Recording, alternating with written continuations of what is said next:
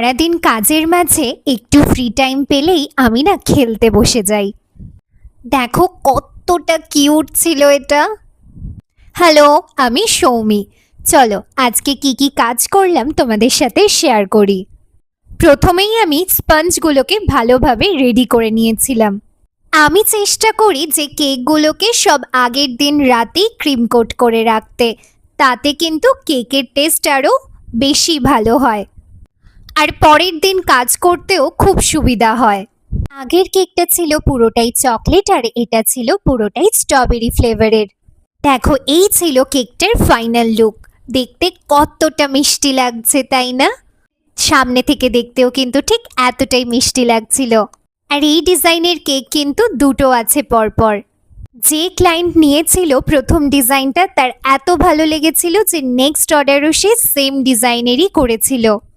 আচ্ছা, তোমরা আমাকে অনেকেই জিজ্ঞাসা করো যে আমি বেন্টো কেক আর টাব কেকগুলো ডেলিভারি করি কিনা।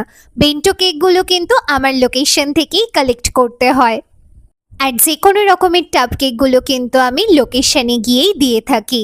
নির্দিষ্ট লোকেশন অনুযায়ী আমার ফ্রি ডেলিভারি চার্জ থাকে, আর লোকেশনের বাইরে গেলে মানে আমার লোকেশনের বাইরে গেলে ডেলিভারি চার্জেসটা এক্সট্রা লাগে।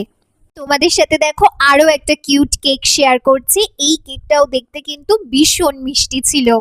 আমার তো মনে হচ্ছিল এই পুচকিটাকে আমি আমার কাছেই রেখে দিই। আর আমাদের মেয়েদের তো পিঙ্ক কালারের প্রতি একটা আলাদাই আকর্ষণ থাকে, তাই না? এই কেকটাও ছিল একটা পুচকি অ্যানিভার্সারি কেক। ফ্লেভার ছিল স্ট্রবেরি, আর এই ডিজাইনটা যে এই নিয়ে ঠিক কতবার বানিয়েছি তার কোনো হিসেব নেই। এই ছিল এই কেক দুটোর ফাইনাল লুক। তোমাদের কেমন লাগলো আজকের পুরো ভিডিও অবশ্যই জানিও। ভালো লাগলে লাইক কমেন্ট করে দিও।